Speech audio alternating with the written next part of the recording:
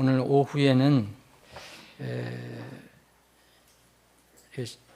가정의 달을 맞이해서 하나님께서 우리에게 주신 대표적인 명령을 좀 살펴보겠습니다.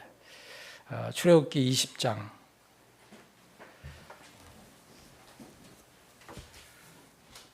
출애굽기 20장 1절부터 17절까지 여러분 다 읽지 않겠습니다. 여기 이게 뭐냐 하면 여러분 잘 아시잖아요. 우리 근본역 성경에는 10가지 명령 이렇게 나와 있어요. 이게 조금 차이는 있어도 신명기에 다시 한번 반복이 됩니다. 흔히 이제 십계명이라고 하는 건데, 하나님께서 주신 10가지 이 명령, 이 십계명에 뭘 담아 놓으셨는가? 저도 이거를 이제 공부하면서 묵상하면서 이 말씀 준비하면서 다시 한번 생각해 봤습니다. 이 십계명 안에 담겨 있는 이 가정이 있어요. 가정의 달의 의미가 있습니다. 출애굽기 20장 보면은 다 읽지 않겠습니다. 3절은 첫 명령이에요. 4절부터 6절까지 얘는 두 번째 명령입니다. 7절은 세 번째 명령입니다. 8절부터 11절까지는 네 번째 명령입니다.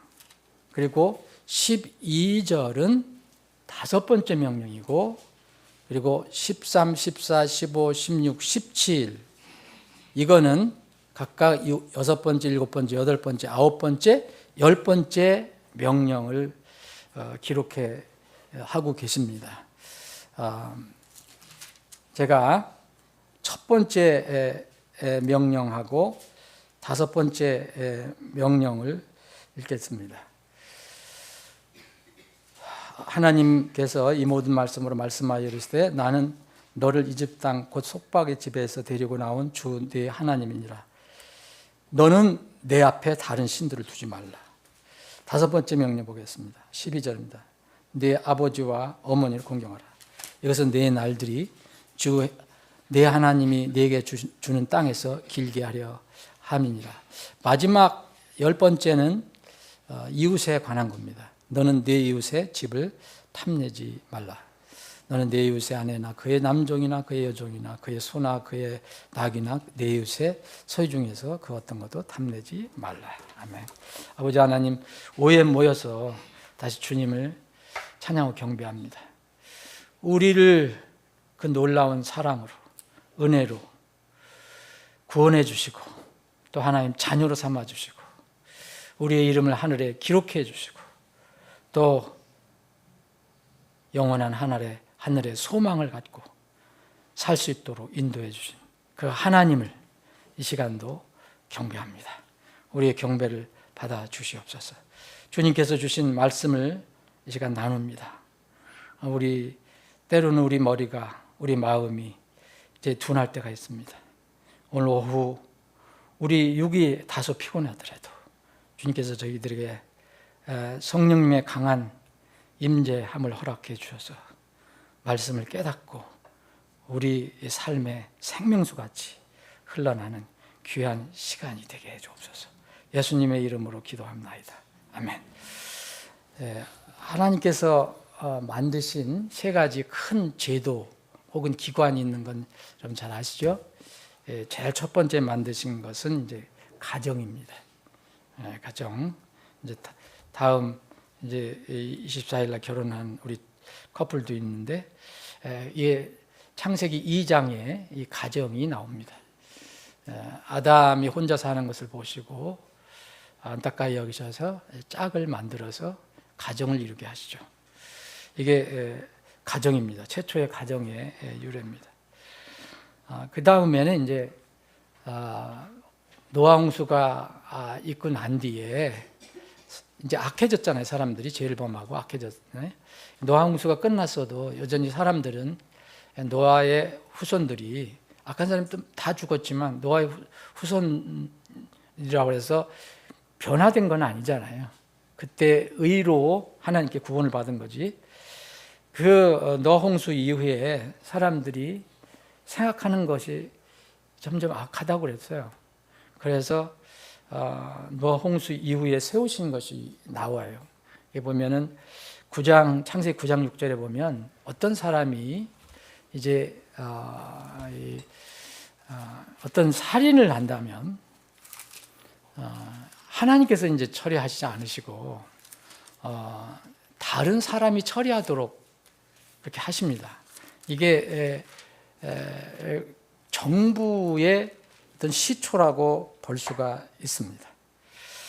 사람의 피를 하나님께서 만드신 사람의 피를 흘리게 하는 사람, 살인하는 사람은 하나님께서 직접 처리하시지 않으시고 사람에 의해서 그가 피를 흘리게 합니다.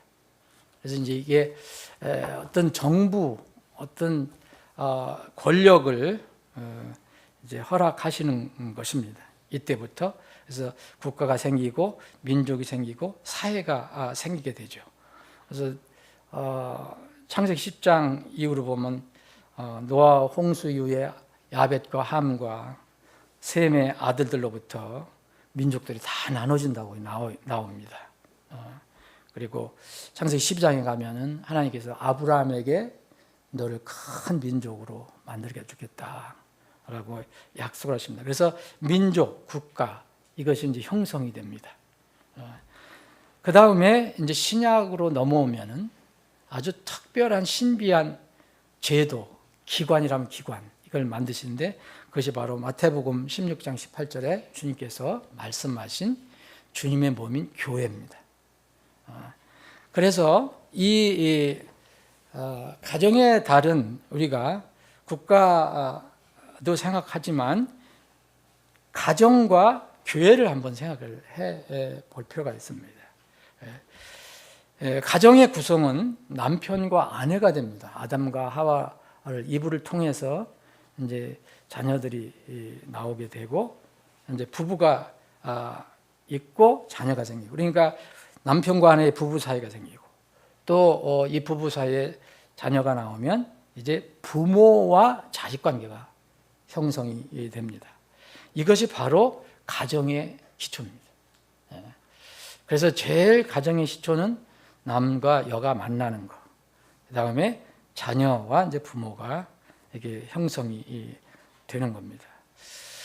이 하나님께 세우신 이 3개 제도 혹은 기관은 각각 하나님께서 이 창조의 목적에 맞는 운영과 질서를 위한 원리를 주셨어요. 이것이 하나님의 말씀에 다 들어가 있습니다. 가정은 국가 민족을 형성하게 되죠. 어느 땅에 있든지. 그리고 영적으로는 가정은 교회를 구성하는 기초 셀이 됩니다.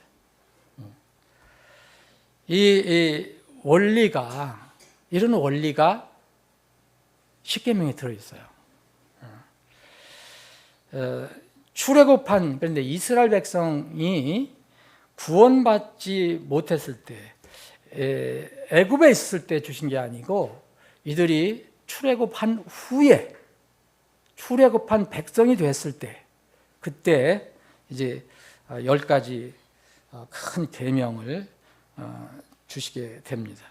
이 10가지 명령을 좀 살펴보겠습니다.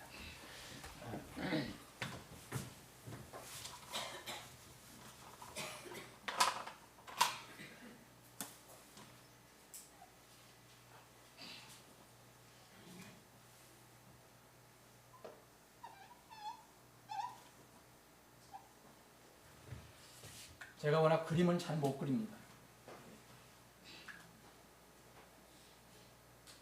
소은이가 와서 그려야 되는데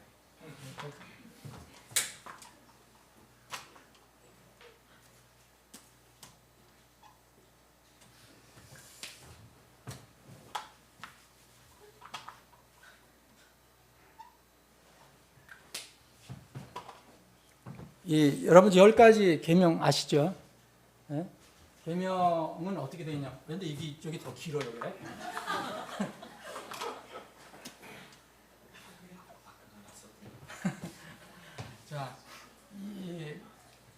하나님께서 이 10가지 계명을 주셨을 때 여러분 잘 생각해 보시면 제가 뭐 어디에서 배운 게 아니에요.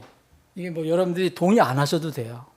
제가 뭐 어디에서 읽고 배운 게 아니라 제가 이 10계명을 전서부터 계속 이렇게 묵상할 시간에 묵상해 보니까 여기에 하나님께서 이 가정에 대한 의미를 주셨다고 저는 생각하거든요. 그 10가지 계명 중에 첫 번째 계명이 뭔지 아시죠? 첫 번째 계명. 네? 네. 첫 번째 계명은 신이죠.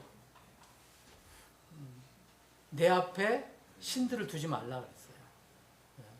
그러니까 하나님께서는 신을 부정한 게 아닙니다. 세상에 신이 많다는 걸 인정을 하시는데 그 신들을 창조주 하나님 앞에 세우지 말라는 거예요. 두 번째는 뭡니까? 이 땅에 있나 뭐 바다에 있나 하늘에 있나 어떤 그 모양도 만들지 말고 그것에 절하지 말라는, 경배하지 말라는 거예요. 우상 숭배하지 말라는 거죠.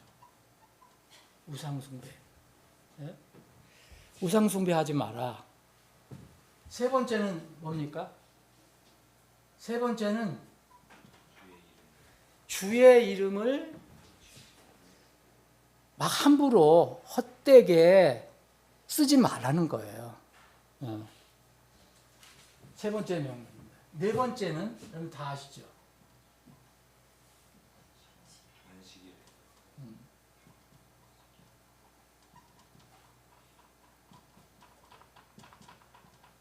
좀 더 크게 할 걸. 이렇게 오면 여러분들이 좋아요. 애우기가. 자, 이렇게 4가지 계명을 주세요. 이 4가지 계명은 아시죠? 이게 다 뭐냐면 하나님과 관련된 계명입니다. 하나님과 관련된 계명. 그 다음에 이제 6가지 계명이 남았어요. 6가지 계명이. 5번째 계명은 아시죠? 오늘 공부하셨잖아요. 뭐예요? 김소원이 뭐예요? 5번째 계명이.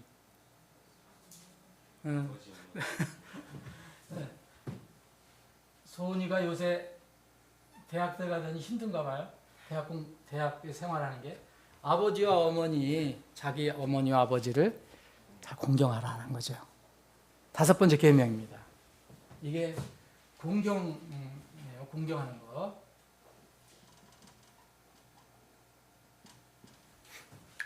그 다음에 6번째, 4가지 계명이 남았어요. 6번째 계명은 뭐죠? 6번째.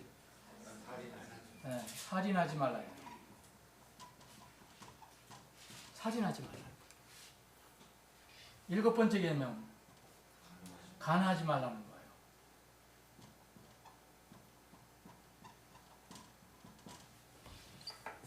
세 계명이 남았어요. 8번째. 이건 뭐예요? 도둑질하지 말라는 거죠.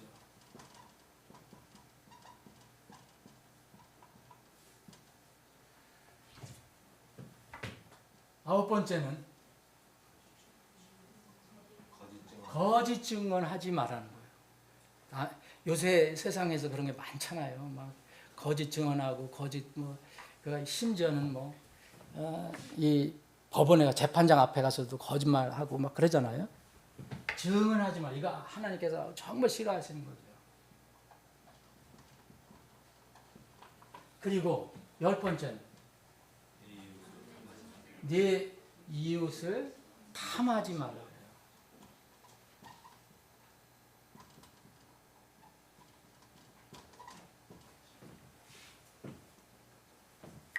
그래서 1번은 신이고 2번은 상이고 세 번째는 명이고 4번째는 아니고 5번째는 경이고 저는 개인적으로 그렇게 이제 외운 거예요. 옛날에 6은 6살이고 7은 7간이고 8은 8도고 9은 9중이고 10은 10탐이에요. 근데 제가 왜 이렇게 십자가를 그려서 썼느냐면요. 여기에 가정의 달의 의미가 들어가 있어요. 가정의 달은 우리가 눈에 보이지 않는 하나님을 빼면은 가정이 세워질 수가 없어요. 가정의 창시자가 하나님이시기 때문에. 그래서 이 계명도요. 네 번째 계명까지 안식일까지도 하나님을 기억하게 하기 위해서 안식을 주신 거예요. 우리를 쉬게 했다는 우리는 생각하기에 우리 쉬게 하는 거다. 그래서 쉰다고만 자꾸 생각하잖아요, 사람들은. 근데 그게 쉬는 목적이 뭐냐면 하나님을 기억하게 하시기 위해서 하는 거예요. 그걸 이제 우리는 어떤 말씀이든지 이런 하나님의 원래의 뜻을 왜곡하거나 잊어버리면 안 됩니다.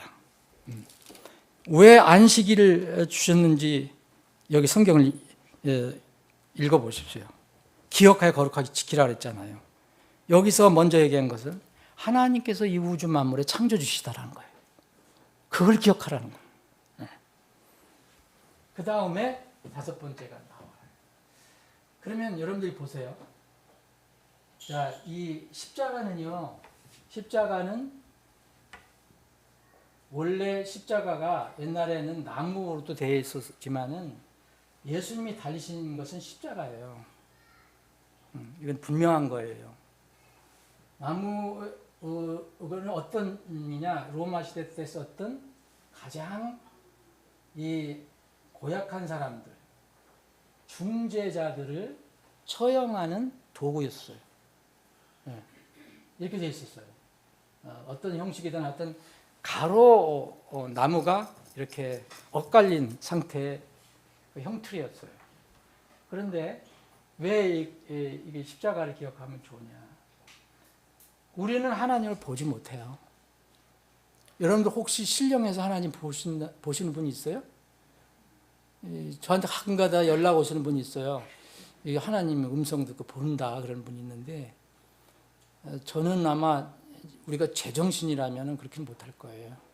물론 꿈에는 또 보여주실 수 있죠. 꿈에는. 근데 실제로는 보신 적이 있느냐고요. 요새는 안 보여주십니다. 성경이 완성되고 난 뒤에는.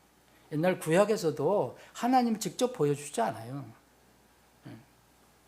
자, 하나님은 보이지 않아요. 성경은 그것을 보이지 않는 하나님이라고 강조하고 있습니다. 그럼 우리가 하늘을 바라보면은 하늘 구름 또 청청한 그 하늘을 보면은 아무것도 보이지 않죠. 그것밖에 안 보이죠. 근데 우리는 하늘 바라보면 우리 믿는 사람은 하나님을 생각하죠. 십자가는 예수님 달리신 십자가는 하나님이신 예수님이 달리신 거거든요. 사람을 위해서. 그래서 달리셨잖아요. 그렇게 달리셨잖아요. 그러면 하나님이 보이는 세상에 와서 보이는 사람들을 위해서 하나님이 직접 이렇게 달리셨어요. 그게 예수님이에요. 근데 그분이 달리신 곳이 십자가예요. 이 십자가는 하나님과 사람을 맺어주는 그런 형틀이었어요. 지나고 보니까. 로마 사람들은 그걸 몰랐지만 하나님과 사람을 연결해 주는 형틀이었어요. 그래서 하나님이신 예수님이 여기에 달려 돌아가셨어요. 우리는 이 십자가 때문에 구원을 받고 하나님의 자녀가 됐어요. 이건 놀라운 참 신비로운 일인데 이게 하나님의 사랑과 은혜입니다. 그러면 하나님께서 이스라엘 백성에게 출애굽을 시켜놓고 출애굽을 해주시고 너희들은 기억하라 계속해서 기억하라를 말씀하셔요. 여기서도 기억하라 얘기하셨잖아요. 제일 먼저 얘기하신 게 뭐냐면 나는 너를 이집 땅 그 속박의 집에서 데리고 나온 주 너희 하나님이다 그랬어요. 너희들의 신분이 뭐냐? 너희들은 갇혀 있었지 않냐 이 땅에. 근데 내가 너를 거기서 건져낸 하나님이다. 그러면서 이제 첫 번 계명을 주신 거예요. 너는 내 앞에 다른 신들을 두지 말라 했어요. 이 십자가에 달리신 예수님 생각하시면 예수님께서 하나님이신 예수님께서 십자가 달리셔서 돌아가셨어요. 예수님께서 돌아가시기 전에 그때 당시에 사람들이 이 수많은 율법, 이 구약에 있는 이 수많은 명령을 어떻게 해야 되느냐 굉장히 궁금해하는 사람들이 있었던 것 같아요. 그래서 하나님이신 예수님께서 두 가지로 요약을 하셨어요. 두 가지로. 그게 마태복음 22장이에요. 한번 보실래요?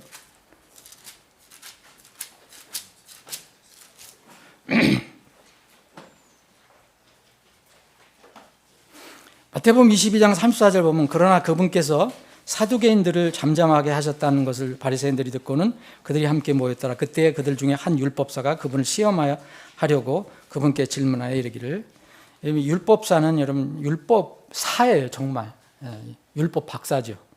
율법 박사는 율법이 얼마나 많고 뭘 복잡하고 다 알죠. 선생님의 율법 안에서 큰 명이 무엇이니까? 이스라엘은 지금도 613가지 명령을 가지고 있어요. 그들이 카운트 해보니까 613가지라는 거예요. 그 명령 중에서 큰 명령이 무엇입니까?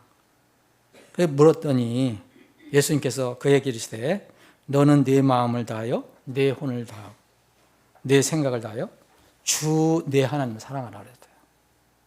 자, 수백 가지 이 법을 예수님께 물었을 때 예수님은 하나님 십자가 이때는 예수님께 달리실 거고, 우리가 지금 보면 달리신 예수님께서 뭐냐면 내 몸과 마음과 혼과 생각, 마음을 다해서 바로 네 하나님을 섬겨라.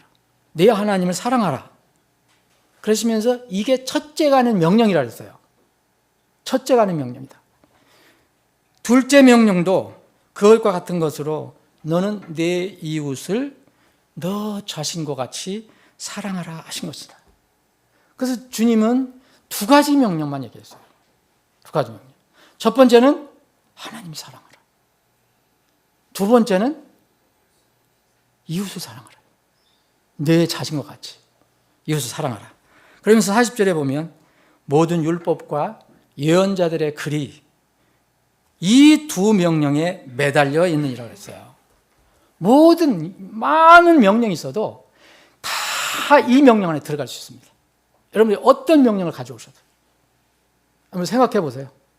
다 두 명령에 들어갑니다. 이 마가복음에는 이렇게 되어 있어요. 마가복음 10장 30절에는 이것들보다 더 큰 다른 명령이 없느니라 그랬어요. 이 두 가지 명령보다 더 큰 다른 명령이 없다. 이 마태복음은 모든 율법과 예언자들이 이 두 명령에 매달려 있다. 자, 그럼 예수님께서 이렇게 말씀하셨거든요. 근데 예수님이 여러분 2000년 전에 오신 분이 아니에요. 예수님은 태초부터 계셨던 분 아시죠? 그 예수님 하나님이십니다. 하나님께서 이런 명령을 주셨어요. 그러면서 예수님이 이 명령을 절대 부인하지 않고, 어떤 사람은 율법이라고 부인하잖아요. 그게 아니고 이것을 다시 설명해 주셨어요. 두 명령으로 얘기하셨어요. 자, 보세요.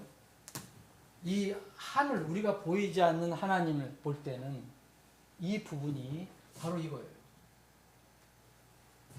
1계명서부터 4계명까지는 다 하나님과 관련된 거예요. 그럼 잘 읽어보세요. 사람과 관련된 게 아닙니다. 전부 하나님과 관련된 거예요. 이거는 십자가로 말했던 오히려 하늘을 향한 거예요. 여러분들 우리 하나님 직접 뵙지 못하잖아요. 그런데 주님께서 하나님을 사랑하라, 마음과 혼과 정성을 다해서 힘을 다해서 사랑하라 하셨는데, 이 명령이 완성되는 게 아니에요. 이 명령이 제일 앞장서요. 그런데 이 명령을 아는 사람은 무슨 명령을 또 받느냐 하면 5계명서부터 받아요. 5계명. 여러분 절대 이 순서가 중요한 거예요. 이 5계명서부터 5, 6, 7, 8, 9, 10이 앞으로 가는 게 아니에요. 이거는 십자가한테 위에 4계명이 있고, 그 다음에 이 5계명서부터 10계명이 있어요. 이건 뭡니까? 이거는 수직이에요. 수직. 하나님과 우리는 동등하게 여기면 안 돼요. 우리는 피조물이에요. 우리는 피구원자예요. 이분은 구원자예요. 절대 수직이에요. 이거는 하나님과 같이 놀라고 하면 안 돼요. 뭐 어떤 이상한 그 목사는 뭐 하나님 까불지 마라 그랬는데 그런 말은 큰일 나는 거예요. 이게 수직 관계예요. 하나님과 사람은 수직 관계입니다. 그 다음에요, 십자가는요, 하나님께서 예수님 보내셨어요. 아들인 이 십자가에 달리신 이유가 있어요. 하나님 뜻을 땅에 알려주셨어요. 그런데 이 뜻이 뭐냐면요, 이거예요. 수평적인 관계예요. 수평적인 관계. 이 수평적인 관계가 5계명서부터 10계명까지예요. 이걸 5계명서부터 10계명 잘 읽어보세요. 거기에 하나님과 관련된 게 있어요. 물론 다 사람과 관계도 하나님과 관련돼 있지만 여기는 직접 사람과의 관계를 얘기해요. 사람과 사람의 관계. 이건 수평적인 관계예요. 수직이 아니에요. 수평이에요. 그런데 놀라운 것이 있어요. 6계명, 7계명, 8계명, 9계명, 10계명은 다 이웃과 관련된 거예요. 이웃과 관련된 거. 그렇죠? 맞죠? 그런데 5계명은 독특해요. 이 5계명은 아주 독특합니다. 5번째. 5계명은 분명히 부모도 사람인데 이거 수평 가운데 또 있어요. 하나님에게서 볼 때는 이렇게 연결이 돼요. 사람으로 볼 때는 이렇게 연결이 돼요. 이게 5계명입니다. 여러분 안 잊어버리실 거예요. 그렇게 되면. 왜 하나님께서 부모, 아버지와 어머니와의 관계를, 명령을 가운데다 두셨는가? 아침에 설명드렸죠. 하나님과 사람 상호간 명령 정중앙에 있는 이 계명이 5번째 계명입니다. 이게 독특해요. 이유가 있습니다. 우리는 보이지 않아요. 하늘을 바라봐도 하나님 보이지 않아요. 그러나 우리 이 어떤 한계가 있는 사람들에게 하나님은 무심코 무조건 그냥 뭐 상상을 하게 하고 뭔가 다른 방법을 통해서 하나님 알게 하지 않고 뭔가 알려주시고 깨우쳐 주시고 보여주시는 게 있어요. 말씀이 있지만 또 하나는 바로 부모예요. 부모는 그래서요, 하나님의 대리 역할을 하는 겁니다. 그래서 아침에도 말씀드렸지만은 이 하나님과 부모 얘기하면서 하나님 그 말씀, 하나님을 연결시켜 놨어요. 경외해라 하면서. 부모는 하나님 대리 역할을 해요. 또 사람들, 이웃이잖아요. 이웃과의 수평과의 관계에서 부모는 가장 가까운 수평적인 관계. 첫 번째 이웃이에요. 여러분, 누구든지 이 세상에 아무도 부인할 수 없어요. 부모 없는 사람 없어요. 부모 없으면 이 땅에 못 나와요. 그죠? 그러면 가장 가까운 이웃이 누구예요? 부모입니다. 물론 아내가 있겠지만, 아내 남편이 있겠지만. 그 다음에 이웃이 있어요. 자식, 뭐 이웃, 아는 사람. 그 관계를 이렇게 정리를 하셨어요. 첫 번째 계명에서부터 네 번째 계명은요, 여러분 잘 읽어보시면 전부 말라예요. 하지 말라예요. 맞죠? 근데 네 번째 계명은 그거 아닌데요? 이렇게 얘기를 안 하시네. 네 번째 계명은요, 말라가 없는 것 같아요. 그렇죠? 안식일에 관련돼서는 네 번째는 뭐였어요? 안식일을 기억하여 그것을 거룩히 지키라 그랬잖아요. 첫 번째 계명은 하지 마라. 두 번째 계명도 하지 마라. 세 번째 계명도 하지 마라. 그죠? 하나님과의 관계에서는 기본적으로요, 하지 말아야 할 거 있어요. 하지 말아야 할 거. 사람이. 이거 하지 말라. 이거를 안 하면서 뭘 내가 하나님께 한다고 하면 이건 위선이에요. 하지 마라고 하는 거는, 하나님께 싫어하시는 거는 1차 순종해야 돼. 그런데 이 안식일엔 그러면 안식일을 거룩히 지키라 하라는 거 아니냐? 그런데요, 안식일 쭉 한번 잘 읽어 보셔요. 여기서요, 이것도 하지 말라는 겁니다. 거룩히 지키라는 건 뭐냐면, 자, 여기 10절에 보시면 아무 일도 하지 말라는 거예요. 안식일에. 하지 말라요. 다 하지 마라, 하지 마라, 하지 마라, 하지 마라. 그런데 수평적 관계에서는 하라라고 얘기해요. 살인을 하지 말라라고 얘기해요. 자, 살인하지 말라. 네 번째 안식일을 지키라 했지만 하지 말라예요. 다섯 번째 명령에서는 공경하라. 그러면 네가 뭐가 될 것이다. 이렇게 얘기해요. 물론 여섯 번째도 이제 하지 말라도 나오지만, 다섯 번째 명령이 뭐냐면 공경하라 그랬잖아요. 공경하라. 그리하면 될 것이라 그랬어요. 왜 다섯 번째 명령은 이 공경하라, 그러면 그리하면 될 것이다, 이렇게 말씀하셨을까요? 하나님께서는 우리에게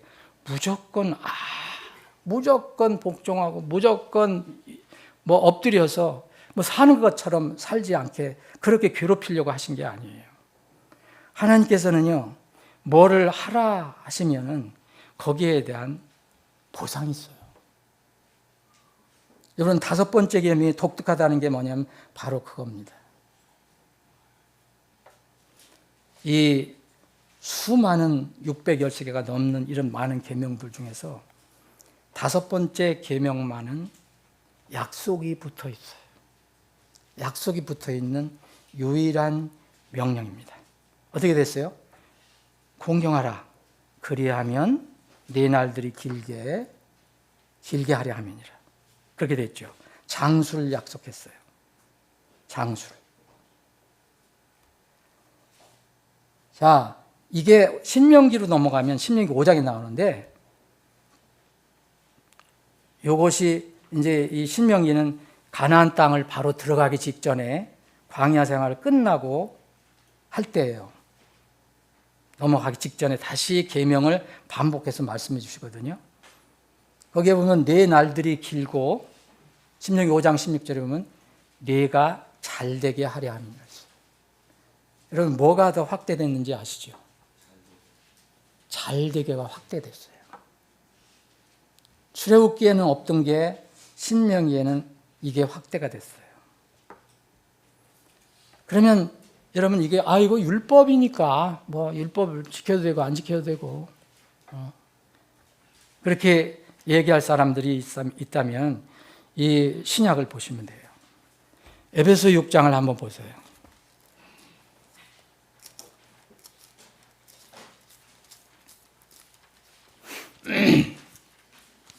에베소 6장, 아침에도 읽어드렸는데, 자녀들아 주 안에서 너희 부모에게 순종하라. 이것이 옳기 때문이다. 네 아버지와 어머니를 공경하라. 이거 10계명의 다섯 번째 계명하고 똑같아요. 그리고 괄호를 하고 이것은 약속 있는 첫째 명령입니다. 이렇게 부가 설명을 했어요. 약속 있는 첫째 명령이다. 이것은 내가 잘되고 땅에서 장수하게 하려 함이니라. 여기는 또 순서가 바뀌었죠. 잘되는 게 앞에 가고 뒤에가 장수예요. 그 다음에 이제 아버지들에게 준 명령이 있습니다. 여러분, 왜 다섯 번째, 다시 말씀드립니다.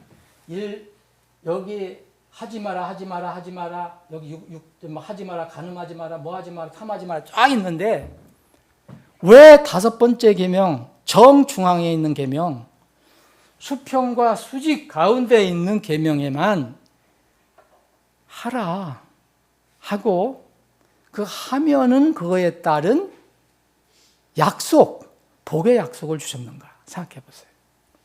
하지 말라 하는 거는 우리가 당연히 지켜야 되죠. 근데 그걸 안 지키면 우리가 큰 해가 올 수 있어요.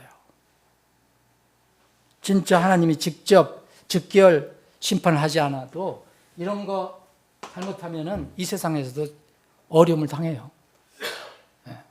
근데 유일하게 요거만 하라 하고 약속을 붙여놓으셨어요. 그 이유를 생각해 보셨습니까? 저는 이걸 한참 묵상해 봤어요. 왜 이렇게 하셨을까? 너무 신비스럽게 생각하지 마세요. 여러분들도 달리 생각하실 수 있어요. 왜 하나님은 다섯 번째 명령을 순종하면 복 주실 것을 약속하셨을까? 저는 우리의 믿음이 여기에 있다고 생각합니다. 다시 말씀드립니다. 여러분들 하나님, 여러분들 눈으로 지금 보십니까? 여러분 하나님 눈으로 보시면서 신앙생활 하시는 분이 있습니까? 보지 않지만 말씀을 통해서 말씀을 붙들고 신앙생활 하는 거 아니에요? 그런데 하나님께서는 우리에게 보는 대리자를 세우셨어요.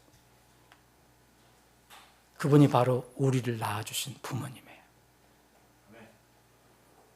어린아이가 되기 전에 어린이가 어른이 되지만 바로 어린이에게는 이 어른들이에요. 부모는 보이지 않는 하나님의 대리자입니다. 그래서 그렇게 말씀을 하신 거예요. 모든 명령은 하나님에 관련된 거. 이거 하나로 집결돼요. 하나님 사랑으로. 모든 명령은 수평적인 이웃과의 명령으로 다 집결이 돼요.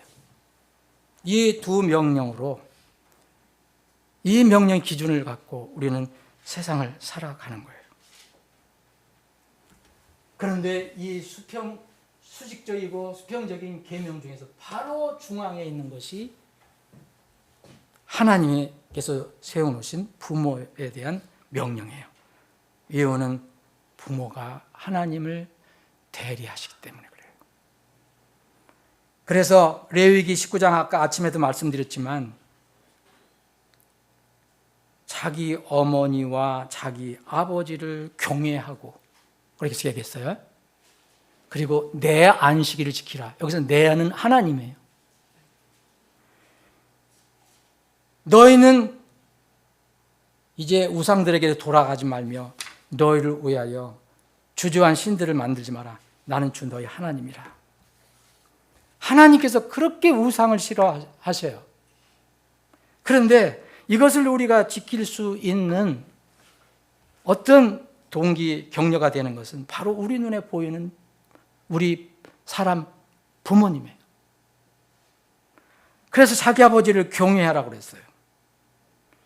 레위기 19장 14절에는 하나님을 경외하라고 했어요. 레위기 19장 32절에 똑같이 하나님을 경외하라고 했어요. 여기에 주님께서 부모 본경에 대했을 때 쓸 때 부모를 경외하라고 말씀하셨어요. 이 레위기 19장도 재미있게 형성이 되어 있는데 제일 먼저 하나님을 넣어 놓으시고 19장 1절부터 한번 쭉 읽어보세요. 그 다음에 3절에는 어머니 아버지를 넣어 놓으셨어요. 그리고 이웃과 흰머리 노인을 주님 자신과 함께 언급하세요. 18절에 보면.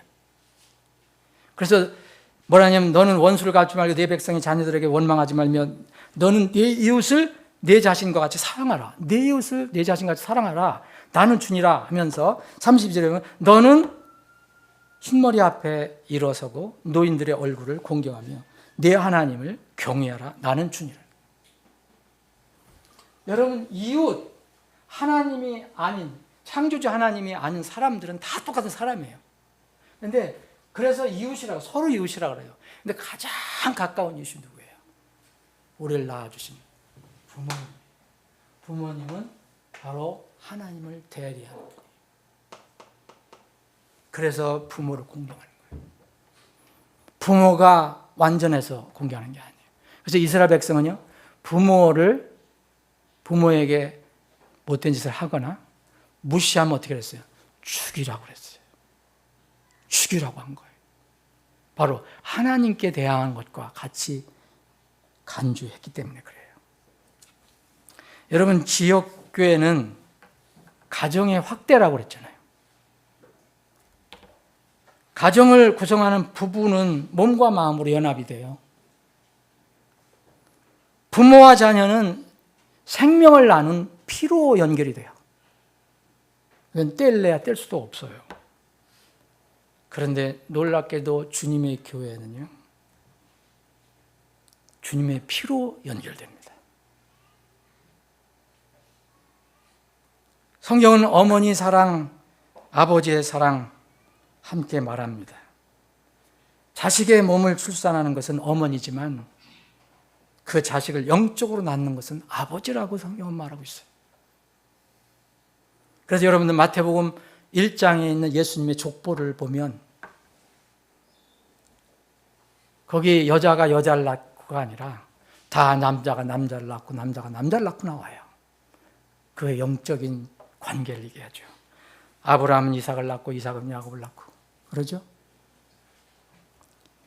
여러분, 그러면 주님의 교회는 바로 이런 원리로 연결이 된 거예요. 오히려는 하나님입니다. 분명히 하나님입니다. 수평적으로 우리는 다 똑같아요. 다 수평적으로 똑같아요. 이건 다 이웃이에요. 이웃인데 하나님의 피로 연결돼서 교회로 들어왔어요. 이게 주님께서 세워주신 지역 교회입니다. 그래서 우리는 한 하나님을 두고 있다면 모두 내 가족이에요. 이게 가정의 원리예요. 마태복음 23장 제가 한번 읽어볼게요.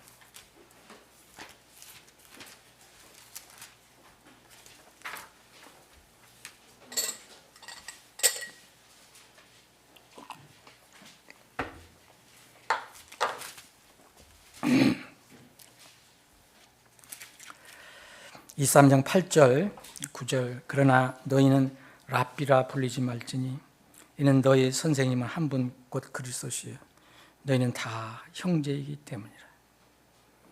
우리 중에 뭐 독특하게 튀어나와서 나는 당신을 가리키는 랍비라 할 수 없어요. 우리 교회 교사 직분이 있지만 신분적으로는 다 똑같은 형제예요. 너희는 다 형제이기 때문이다. 또 땅 위에 있는 사람을 너희 아버지라 부르지 말지니 이는 너희 아버지는 한 분 곧 하늘에 계신 분이시기 때문이라.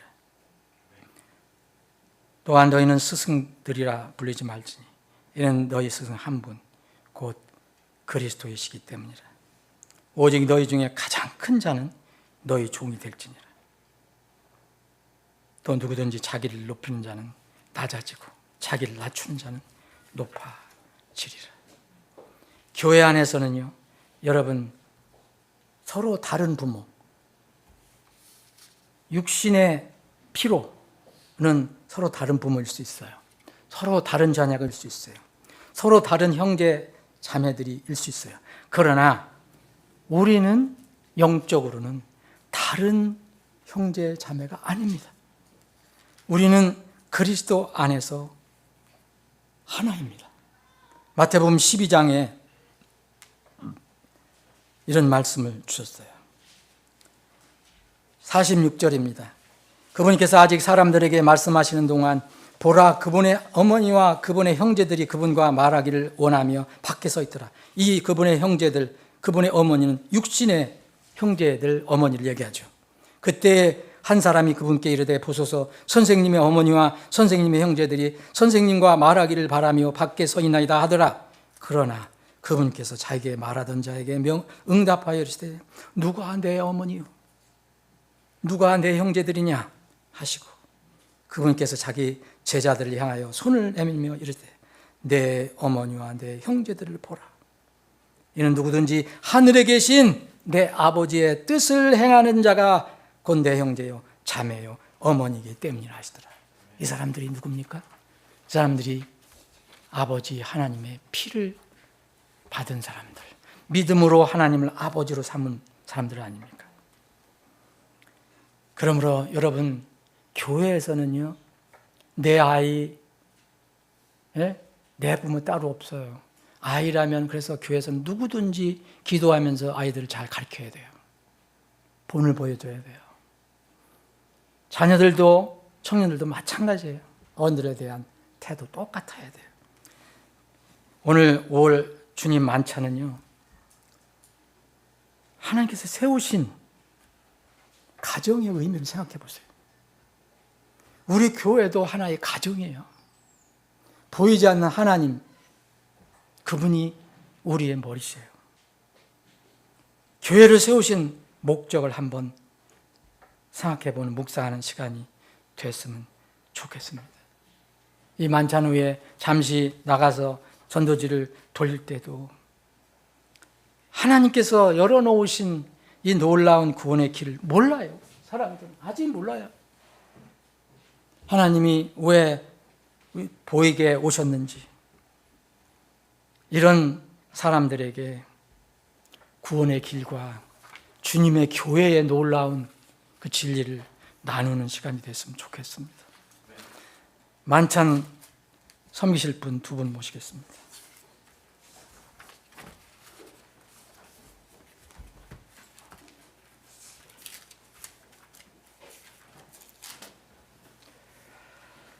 만찬은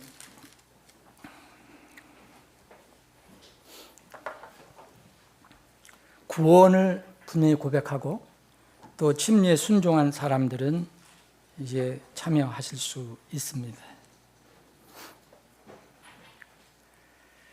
자, 만찬을 시작하겠습니다. 아버지 하나님, 오늘 5월달 만찬을 저희들이 실시합니다. 주님, 이 만찬을 통해서도 주님께서 우리에게 보여주신 놀라우신 사랑과 은혜를 다시 한번 상기하고 기억하는 시간이 되고, 또 다시 가리라, 다시 오리라 약속하신 그 주님을 간절히 고대하며 사모하는 그런 마음이 되어 이 만찬에 참여하게 해 주옵소서. 만찬에 참여하는 모든 이들에게 필요한 은혜와 복을 내려 주옵소서. 예수님의 이름으로 기도합나이다. 아멘. 먼저 우리에게 아낌없이 내어주신 주님의 그 고귀한 몸을 상징하는 누룩 없는 빵을 분배해 드리겠습니다.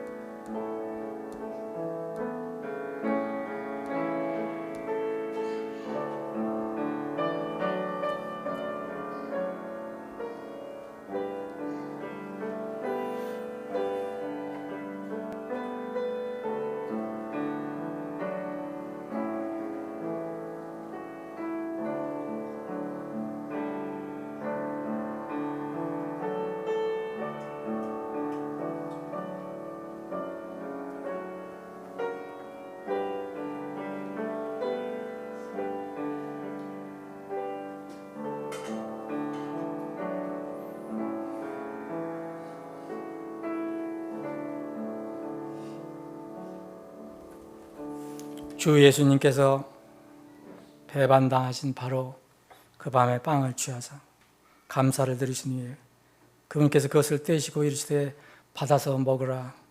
이것은 너희를 위하여 찢긴 내 몸이니 나를 기억하여 이것을 행하라. 함께 나누시겠습니다.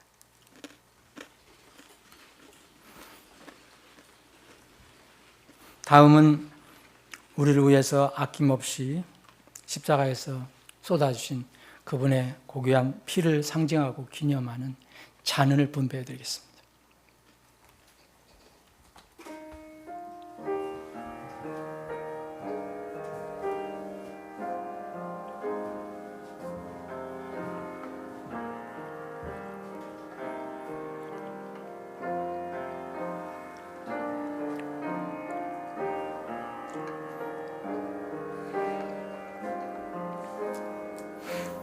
우리가 주님의 만찬을 참여할 때 세 가지 하나님의 성경을 통해서 하나님께서 가르쳐 주시는 진리를 기억해야 합니다. 첫 번째는 그리스도에 관한 가르침입니다. 나를 기억하여라고 주님께서 말씀하셨습니다. 예수 그리스도가 나에게 의미하는 것이 무엇인지를 잊지 말아야 합니다. 또 하나는 우리는 예수님의 그 고귀한 몸과 피를 상징하고 기념하는 빵과 잔을 나누고 있습니다. 예수님의 몸과 피가 없으면 구원이 성립이 될 수가 없습니다. 그래서 성경이 가르치는 구원에 관한 도리를 깊이 생각해야 합니다. 또 하나는 주님께서 이 만찬을 언제까지 하라고 하셨냐 하면은 그분께서 오실 때까지 하라고 말씀하셨습니다. 그래서 우리는 끝이 있다는 것을 알게 됩니다. 마지막이 있습니다. 그래서 성경이 가르치는 종말에 관한 진리를 이 주님 만찬 때마다 기억을 해야 됩니다. 주님은 다시 오십니다.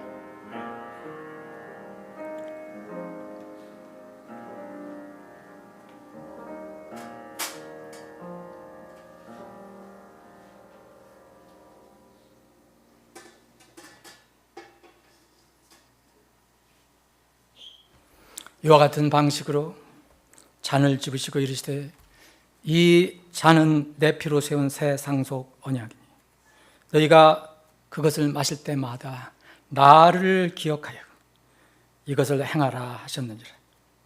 이는 너희가 이 빵을 먹고 이 잔을 마실 때마다 너희가 주의 죽으심을 그분께서 오실 때까지 보이기 때문이라.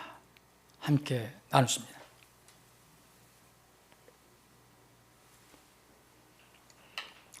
네, 5월 만찬 이것으로 마치겠습니다. 제가 잠깐 기도함으로 오늘 모든 예배 순서를 마치겠습니다.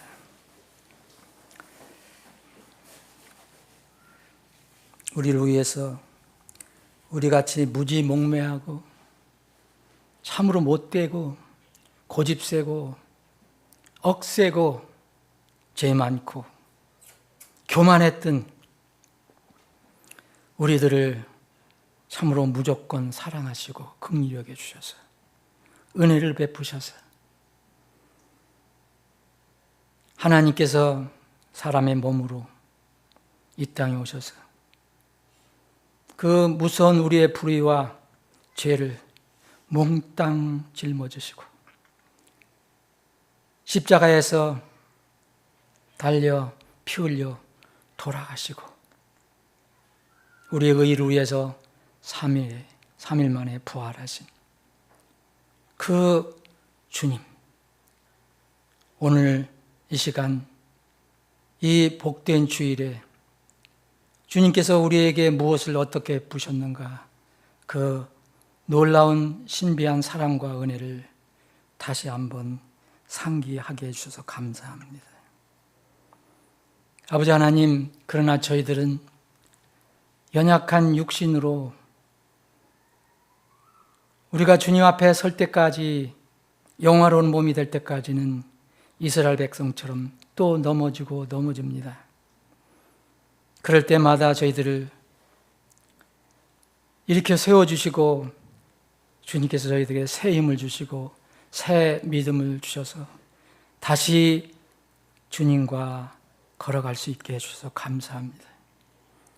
오늘 모든 하나님 집에서의 절차를 마치면 각자 처소로 흩어져 갑니다. 주님, 약속하신 대로 우리를 홀로 두지 않으신다는 약속 말씀대로 저희들과 함께 해주셔서 우리 사랑하는 지체들이 어디에 있든지 함께 동행해 주시고 인도해 주시고 지켜 주시옵소서.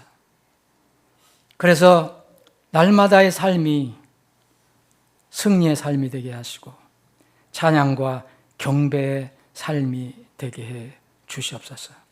이 참으로 좋은 주일 남은 시간에도, 오후 시간에도 주님이 우리와 함께 하시는 평안한 안식의 시간이 되기를 원하오며 거룩하신 예수님의 이름으로 기도합니다.